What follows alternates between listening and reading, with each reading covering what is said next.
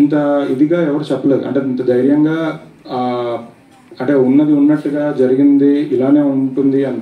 అంటే తను అన్నట్టు తను గోదావరి జిల్లాలో అబ్బాయి కాబట్టి అక్కడ నిజంగా పాస్ట్లో అంటే ఇప్పుడు కాదు ఒక 20 years బ్యాక్ ఎలాంటి కథలు జరిగాయో ఎలా ఉండేవో అలాంటి ఒక కథను కంప్లీట్గా మనం తెర మీద చూపిస్తున్నాం అండి అంతే. సో నాకేంటంటే అందరూ కనెక్ట్ అయ్యే ఎమోషన్స్ ఉన్నాయి.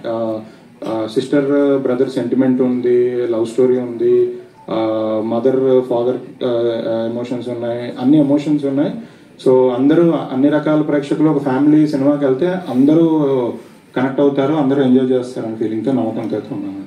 సుహాస్ గారు, సుహాస్ ఒక హీరో అనడం కంటే ఒక నటుడు, మంచి నటుడు అనిపించుకోవడానికి ప్రతి సినిమాకు ఒక్కొక్క సినిమాకు ఒక్కొక్క వేరియేషన్ చూపిస్తూ మీకంటూ ఒక ఫ్యాన్ బేస్ని పెంచుకోవడం జరుగుతుంది.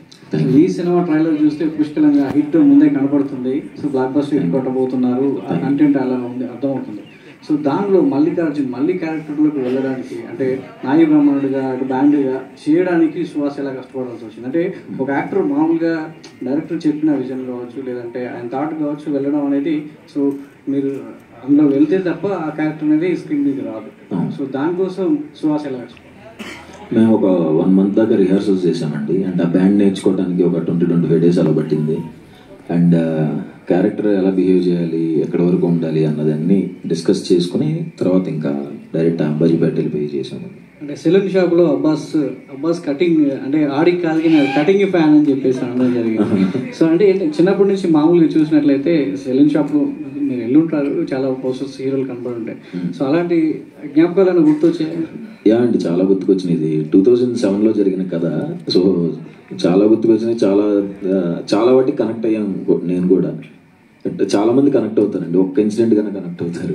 సో ఒక సీన్లో టీజర్లో అల్లు అర్జున్ గారిది సో అది పెట్టడం జరిగింది. ఇప్పుడు అదే అల్లు అర్జున్ గారి థియేటర్లో ట్రైలర్ రిలీజ్ చేయడం అనేది, సో అదే బ్యానర్లో పనిచేయడం అనేది, సో గీతా ఆర్ట్స్ కాంపౌండ్లో పనిచేయడం, సో ఎట్లా? చాలా హ్యాపీ అనిపించిందండి. మేము చాయ్ బిస్కెట్లో వర్క్ చేసేటప్పుడు ప్రమోషన్స్ కోసం నేను సందీప్ గడ్ వెళ్ళేవాళ్ళం గీతా ఆర్ట్స్. అరే గీతా ఆర్ట్స్కి వెళ్ళినారా అని ఎవరికి తెలియదు, ఎగ్జైట్ అయ్యేవాళ్ళం. అలా గీతా ఆర్ట్స్లో సినిమా హీరోగా చేయడం అనేది చాలా హై ఇచ్చిందండి. అంటే ఈవెంట్లలో సుహాస్ ఎందుకు షైగా మాట్లాడుతుంటాడు? అంటే పెద్దగా మాట్లాడలేకపోతుంటాడు. అంటే హిందీ హిట్స్ వచ్చాయి, యాక్టర్గా ప్రూవ్ చేసుకున్నాడు. సో ఎందుకు మాట్లాడడానికి కొంత షైగా ఫీల్ అవుతుంది? జెన్యున్గా రాదండి అంటే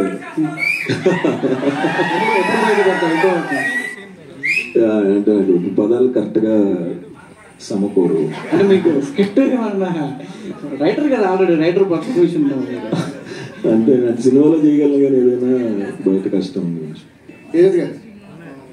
కాస్టింగ్ విషయంలో మీకు ఒక కనెక్షన్ కనిపిస్తుంది, ఎందుకంటే కాంబినేషన్స్ చూసుకుంటే బేబీ చూసిన కాస్టింగ్ అలానే కుదిరింది. ఈ అంబాజీపేట కూడా కాస్టింగ్ విషయంలో చాలా క్లియర్ అనిపిస్తుంది. అంటే కొన్ని మనం మలయాళం సినిమాలు చూసినప్పుడు అనిపిస్తుంది కాస్టింగ్ బాగుంది, అంతా నేటివిటీకి తగ్గట్టు ఉన్నారని. ఈ కాస్టింగ్ విషయంలో ఒక కాన్స్టెంట్ ఎఫర్ట్స్ కనిపిస్తుంది. దాని గురించి చెప్తాను. ఈ అమ్మాయిని ఇంట్రడ్యూస్ చేస్తున్నారు, శివాని ఇంట్రడ్యూస్ చేస్తున్నారు. లేదండి, యాక్చువల్లీ కథ విన్న తర్వాత కాస్టింగ్ మీద ఒక 2 months డిస్కషన్ జరిగింది. అంటే హీరో అప్పటికే అంటే సుహాస్ మెయిన్ లీడ్ చేస్తున్నాను అనేది ఫిక్స్. దాని తర్వాత అదర్ క్యారెక్టర్స్ గురించి బాగానే 2 months జరిగింది. అంటే ఫస్ట్ ఒకళ్ళని అనుకున్నాము, కొంచెం ఆడిషన్స్ చేసాము, తర్వాత అది వర్కౌట్ అవ్వట్లేదని మార్చుకున్నాము, అన్ని రకాలుగా ప్రయత్నాలు చేశాను. ఎందుకంటే అదే మీరు అన్నట్టు ఫైనల్ కాపీలో అన్ని క్యారెక్టర్స్లో అందరు ఫిట్ అయినట్టుగా కనపడాలి అనేది మెయిన్ ఇంటెన్షన్. అమ్మాయి విషయంలో అయితే ముందు నుంచి కొత్త అమ్మాయితో చేయాలి అనుకున్నాను. ఎందుకంటే మనం అలాంటి కథ చెప్తున్నప్పుడు కొత్త అమ్మాయితోనే చేయాలి అని అనుకున్నాము. సో దాని గురించి చాలామంది తెలుగు అమ్మాయిలతోనే చేయాలి అని ఆడిషన్స్ అన్నీ చేసి అందులో నుంచి ఫైనలైజ్ చేశారండి. Thank you. దుష్యంత్ గారు,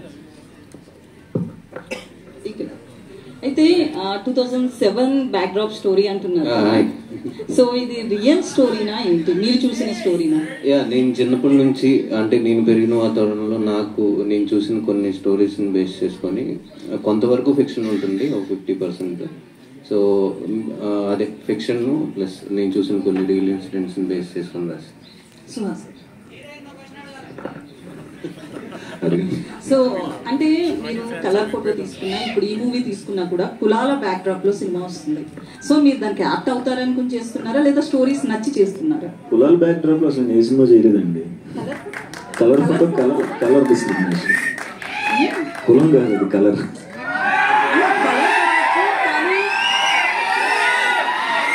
అంత మంచి డైలాగ్ వేసానా? సో మీ పెళ్లికి కలర్ ఫోటోలో పెళ్లికి సంబంధించి కులాలే కదా టాపిక్?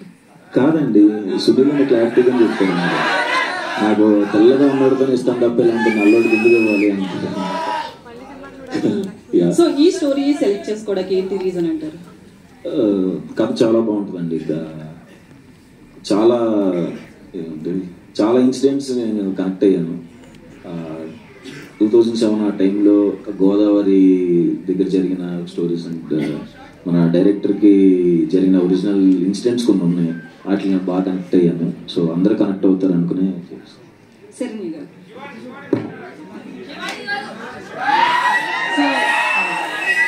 మీరు ఎక్కువగా తెలంగాణ యాసలో చాలా మూవీస్ చూసారు, ఇటు ఫిదా కావచ్చు చాలా. బట్ ఇప్పుడు గోదావరి జిల్లాల యాసలో సెలెక్ట్ చేసుకున్నారు. సో యాస ఎట్లా వచ్చింది? దాంతోపాటు మీది మెయిన్ రోల్ లా కనిపిస్తుంది. హీరోయిన్తో పాటు థర్డ్ రోల్ కంపల్సరీ మీదే హైలైట్ అయ్యేలా అనిపిస్తుంది. ఎట్లా ఉంటుంది మీ రోల్ ఇందులో? టీజర్ అండ్ ట్రైలర్లో చూపించినట్టు సేమ్ అంటే సీరియస్గా కానీ ఫ్యామిలీ లవ్ అంటే నాకు మా తమ్ముడికి ఉన్న ఎమోషన్, పేరెంట్స్తో ఉన్న ఎమోషన్ అలాగే ఉంటుంది. At the same time serious అయితే పద్మ అనే క్యారెక్టర్ ఎలా ఉంటుంది అనేది మీకు అర్థమైపోతుంది సినిమా చూస్తే. అండ్ యాస విషయంలో మేము వర్క్షాప్స్ చేసామండి. ఒక 15-20 days యాస ప్రాక్టీస్ చేయడం కానీ, మాట్లాడడం, డైలాగ్స్ ప్రాక్టీస్ అందరం, నితిన్ గారు, నేను, సుహాస్ అందరం రెగ్యులర్గా ప్రాక్టీస్ చేశాము. సో దట్స్ వాట్ యాస మాట్లాడేటప్పుడు అది ఆర్టిఫిషియల్ రావద్దు అని చాలా కేర్ తీసుకున్నాం.